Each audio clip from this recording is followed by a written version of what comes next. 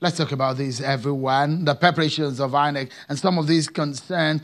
It looks to me that there's some kind of controversies that is rearing its head in the polity ahead of the election. Joining me from our Abuja studio is the chieftain of the Social Democratic Party, the SDP, Mr. Rufa Alkali. He joins us from our Abuja studio tonight. Thank you so much, Mr. Kali, for your time tonight on the program. This kind of criticism coming from the PDP about the plans and the decision of INEC, what do you make of it? Well, I think this is very common, is expected, especially at this particular period of time when we are preparing for elections. All political parties are watching very closely how the various organs and agencies dealing with elections are conducting themselves. Therefore, it should not come as a surprise when PDP or any political party raises concerns over certain developments in the polity as they are evolving now. So there's nothing new about it. That the appointment of that woman as the chair of the Collation Center will affect the result? Well, I don't know the details, but maybe there's something PDP knows about the woman. Since I don't know the details about the issues they are raising, I don't want to comment on that. But I know that for a long time, people have mentioned that she is somewhere close to some people in government. And you may recall that in the past few years, there was a time when the Electoral Act was amended.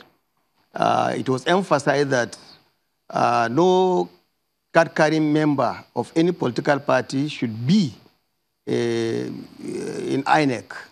And as much as possible at that time, I could recall virtually every PDP member who was appointed as an INEC official were removed. So I think what Nigerians will be concerned about is that we need confidence building as we are facing the general election so that after we finish the election, a new question should not arise. Yes. Okay, great. I've now been joined also here in our Lagos studio by the governorship candidate of the Labour Party in Kwara State. Well, he's also a Labour leader himself, Mr. Issa Aremu. Thank you so much for joining us on the program tonight. Yeah, thank you so much, Sean, and I want to say Happy New Year to you. And it's a new year of elections, of excitement, of which I'm a candidate. And I'm quite excited to be part of the process. Maybe we should ask you why you want to be governor of Kwara State. Oh, of course, you know my pedigree. After decades of my struggle within the labor movement, we fought for democracy, as a matter of fact. You know, organized labor. It's an irony that those who did not even fought for democratic process would never appreciate why we need democracy are the one governing the country. So first, in terms of my antecedents, more than qualified, you also know our history in the labor movement is all about welfare and well-being of workers, but also Nigerian people. So we are tested in that respect. So I think it's time for us to, politics is too important to be left to business, you know, to people who do not know the essence of democratic process.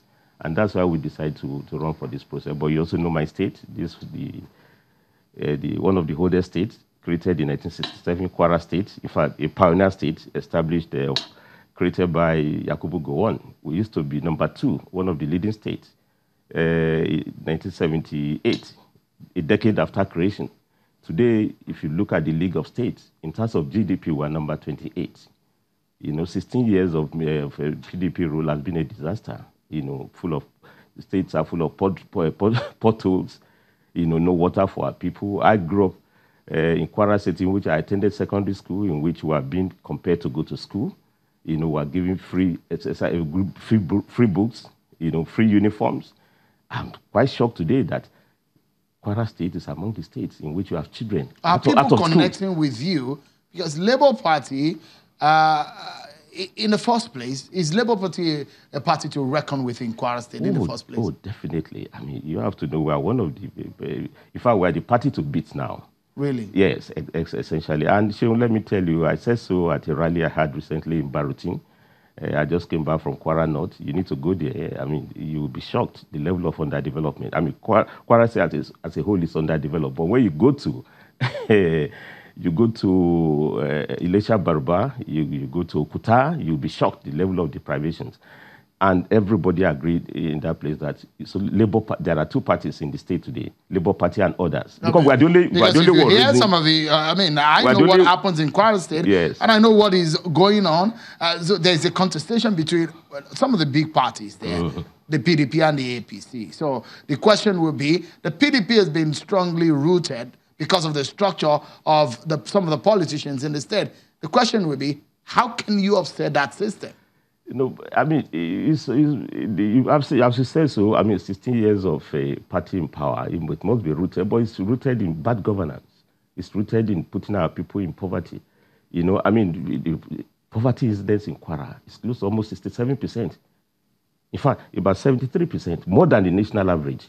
So why people connecting to us is that the party is not just about your size, it's about the quality of governance. And then we are bringing completely new issues, and people are really tired of the level of underdevelopment we've gotten in the States.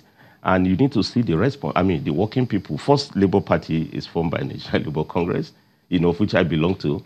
Kwara State is likely a civil service state. Workers have been denied their pay. You know, local government workers, some are paid. They are denied pay for 6-7 months. So naturally, this is the home of expression. Right. I mean, market women, they also have their expressions, fiscally challenged.